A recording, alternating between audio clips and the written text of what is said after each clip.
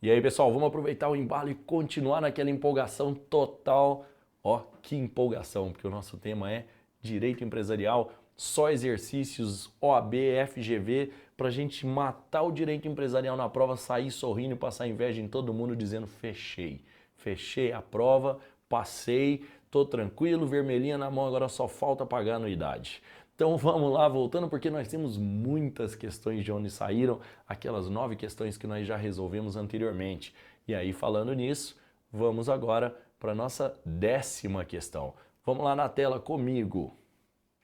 Xerxes constituiu uma empresa individual de responsabilidade limitada, uma EIRELI, com sede na zona rural do município de Vale Real, para a fabricação de laticínios, cuja matéria-prima será adquirida de produtores rurais da região ou de cooperativas de produtores rurais. A pessoa jurídica será administrada por sua cunhada Ceres e seu instituidor pretende adotar como nome empresarial a espécie denominação. Bom, até agora eu não vi problema nenhum aqui na questão.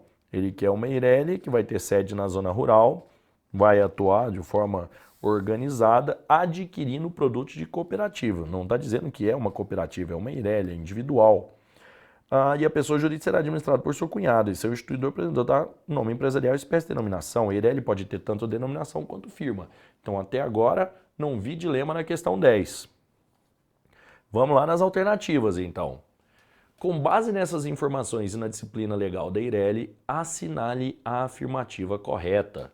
A administração da EIRELI deverá ser exercida em caráter privativo por Xerxes, que poderá designar mandatário em ato separado. Essa aqui, gente, nós até já respondemos questões que envolviam essa mesma lógica da administração. Não existe essa limitação na administração das EIRELIs. Tá? Não é porque uma EIRELI que ela tenha a administração privativa. Não, eu posso nomear administradores? Posso. Não é só mandatário, administradores. E outra, é uma pessoa jurídica, não é empresário, não é pessoa física. Então, problema nenhum. Então, a letra A, de fato, quando colocou privativo, ela matou as possibilidades. Então, não é a letra A. Vamos lá para a letra B? Então, aqui o erro, caráter privativo por Xerxes, não pode ser. Letra B, para a constituição da EIRELI, não há capital mínimo. No entanto, esse deve estar previamente integralizado. Não há capital mínimo escambau. A EIRELI tem um capital mínimo de 100 vezes o maior salário mínimo vigente. Maior salário mínimo vigente. Então, essa história de não há capital também, não há capital mínimo, também matou a letra B. Letra C. A EIRELI em questão adquire personalidade jurídica com a inscrição do ato de constituição no Registro Público de Empresas Mercantis a cargo das juntas comerciais. E aí vem aquela pergunta, EIRELI é pessoa jurídica? É. Se ela é pessoa jurídica e ele quer saber quando é que ela adquiriu personalidade, a gente vai ter que perguntar isso lá para o direito civil, que é o direito civil que regula o direito de personalidade. E o direito de personalidade no Código Civil das pessoas jurídicas, as pessoas físicas começam lá no artigo 2º, personalidade inicia no nascimento com vida, mas das pessoas jurídicas no artigo 45, que diz que inicia a personalidade a partir do registro. Aí vem uma segunda pergunta, onde é que é feito o registro da EIRELI? Bom, a EIRELI é uma atividade empresarial? Claro que é. Empresa individual de responsabilidade limitada, ou seja, é uma atividade empresária exercida por uma única pessoa. Se é uma atividade empresarial, ela só pode efetuar o seu registro na junta comercial. Consequentemente, a nossa questão C está 100% correta. Quer ver? Vamos conferir? A EIRELI em questão adquire personalidade com inscrição, certo? É isso que está lá no artigo 45 do Código Civil, do ato de constituição no Registro Público de Empresas Mercantis a cargo das juntas comerciais. Perfeito, letra C é a nossa resposta correta. Só que vamos por desencargo de consciência também entender o que está errado aí na letra D. A EIRELI deverá adotar firma como espécie de nome empresarial, formada pelo patronímico do titular acrescido do objeto da empresa da expressão EIRELI. Gente, estaria tudo correto. O que está errado é o deverá. Se para estar correto isso aqui, no lugar de deverá, deveria ter um poderá. Porque a EIRELI pode adotar tanto a firma quanto a denominação. A EIRELI pode adotar tanto firma quanto denominação. Ela tem essa opção, por mais ilógico que possa parecer uma EIRELI com denominação, isso pode acontecer, tá certo? Então não foi uma questão difícil, foi uma questão fácil. EIRELI não é um tema difícil, é um tema fácil e é um tema que costuma aparecer também com certa recorrência.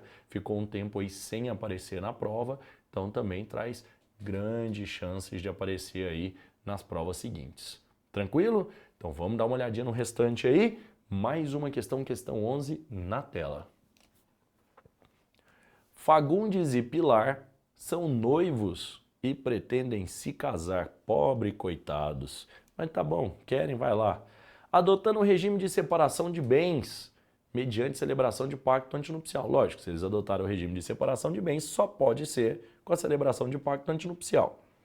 Fagundes é empresário individual, redundância, se ele é empresário só pode ser individual, e titular do estabelecimento Borracharia Dona Inês Limitada. Ué, mas então tem um problema.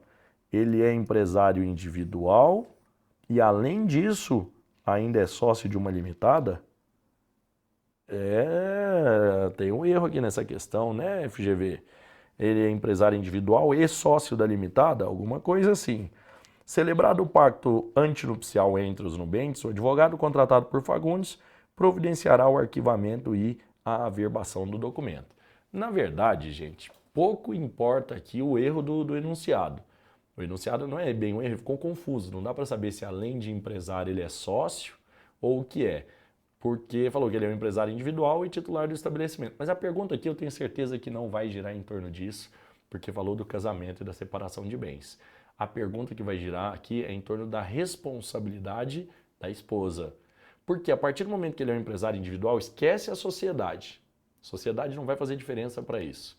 Se ele é um empresário individual, traz uma responsabilidade ilimitada.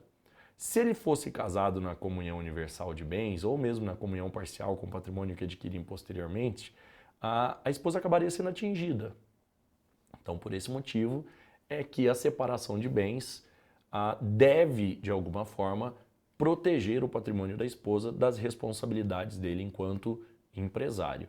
Enquanto sócio, a responsabilidade já é limitada às cotas que ele integralizou, subscreveu e integralizou, então não vai fazer grande diferença. Lembrando, se ele subscrever e não integralizar, não aumenta a responsabilidade dele, faz com que ele tenha a responsabilidade solidária dos demais sócios da limitada. Essa é a diferença do que foi subscrito e não foi integralizado, certo? Então vamos dar uma olhadinha nas nossas alternativas? Vamos lá, na tela. No registro, na verdade a pergunta que ele quer fazer aqui, no final, cadê? Vamos voltar lá. O advogado contratado por Fagundes providenciará o arquivamento e a averbação do documento, onde? Dois pontos. No registro público de empresas mercantis e publicação na imprensa oficial. No registro público de empresas mercantis e no registro civil de pessoas naturais. No registro civil de pessoas naturais e a publicação na imprensa oficial. No registro público de empresas mercantis e no registro civil de títulos e documentos. Bom, gente, vamos lá. Como a gente está falando de responsabilidade, primeira coisa, se eu quero dar efeitos civis, registro civil. Se eu quero dar efeitos empresariais, no registro empresarial. Os dois têm que ser feitos. Agora eu pergunto, eu tenho que levar isso para a imprensa? Eu tenho que dar efeito erga omnes? Não. Quem se preocupa com isso são as pessoas que negociam com eles, ou com ele enquanto empresário. Então essas pessoas vão buscar essa publicidade no registro. Não precisa dar efeito erga omnes. Então esquece imprensa oficial. Se você esquece imprensa oficial, nós já vamos eliminar aqui a letra A e a letra C. Sobrou para a gente letra B e letra D. Aqui eu tenho a possibilidade de fazer o registro no registro civil de pessoas naturais ou no registro civil de títulos e documentos. Como nós estamos falando aqui, olha o que é o assunto. Eu sei, gente, o assunto não é bom, mas é um assunto que a gente tem que abordar, casamento. Né? Tem que abordar, não tem jeito. Como o assunto é casamento, no registro civil de pessoas. Até porque o pacto antinupcial, ele é um negócio jurídico condicionado. Ele é acessório, gente. Ele é condicionado à realização do casamento. Então, ele vai entrar lá no registro civil de pessoas e na junta comercial. Por esse motivo, nós vamos marcar aqui a letra B de bola, registro civil de pessoas naturais e no registro público de empresas mercantis. Vamos dar uma continuidade aí, vamos lá para a nossa questão 12. Na questão 12, o empresário individual, de novo, redundância, né? Se é empresário só pode ser individual, não tem outra forma de ser empresário. EIRELI e sociedade empresária, quem empresaria são as pessoas jurídicas e não a pessoa física. Então todo empresário é individual. Mas para não ficar a dúvida, a FGV soltou aí uma redundância, o empresário individual José de Freitas alienou seu estabelecimento. Olha lá, de novo nós temos um contrato de trespasse. Alienou seu estabelecimento a outro empresário mediante os termos de um contrato escrito, averbado à margem na inscrição no Registro Público de Empresas Mercantis, publicado na imprensa oficial. Mas não lhe restaram bens suficientes para solver o passivo. Ah, olha só, ele fez tudo direitinho, gente. Ele fez o trespasse escrito, ele registrou na junta comercial, ele publicou para dar conhecimento, só que ele não era, lembra? Resolvemos questões anteriores. Ele não era solvente. Ah, professor, o insolvente não pode fazer o trespasse? Pode, mas ele precisa de autorização dos credores. Os 3 requisitos alternativos, ou ele não tem dívidas, ou ele deixa ativo suficiente para arcar com as dívidas, ou ele pega a autorização dos credores, que pode ser tácita ou expressa. Os credores podem falar ok, ou podem simplesmente não falar nada depois de terem recebido a notícia do trespasse. Então vamos ver o que a gente tem de alternativa para ver o que a gente conclui? Vamos dar uma olhadinha lá. Letra A. Vamos ver o que foi a pergunta primeiro? Em relação à alienação do estabelecimento, nessas condições, a sua eficácia depende. Letra A. Da quitação prévia dos créditos trabalhistas e fiscais vencidos no ano anterior da alienação do estabelecimento. Não, isso não existe, gente.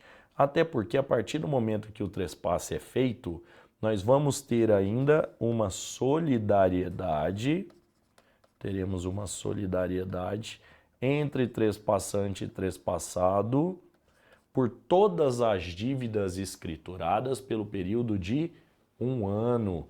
Então vai haver uma solidariedade pelo período de 1 ano.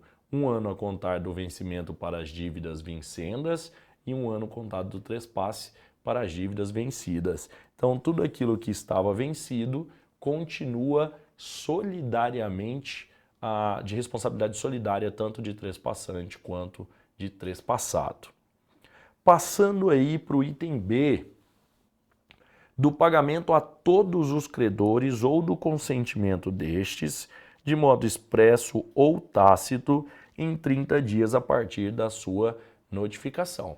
Ó, essa já é uma questão que dá uma aparência aí de correção, porque se eu pago, eu não tenho credores, volta lá naquela história do não ter passivo. Ou se eles autorizam de forma expressa ou tácita. Professor, fiquei em dúvida dos 30 dias porque eu não tenho certeza. Bom, se você ficou em dúvida dos 30 dias, vamos por exclusão analisar os demais. Letra C, da quitação ou anuência prévia dos credores com garantia real. E, quanto aos demais credores, da notificação da transferência com antecedência mínima, de no mínimo 60 dias. Não é essa a questão correta, com certeza. Letra D, do consentimento expresso de todos os credores quirografários ou da consignação prévia de importância que não são devidas. Não faz essa diferenciação de garantia real, quirografários. Então, na verdade, nós temos aqui a letra B de bola como alternativa correta. Tranquilo, senhores? Muito bem. Vamos fazer o seguinte, vamos fazer mais uma pausa aqui então e a gente já volta com mais um bloco de exercícios.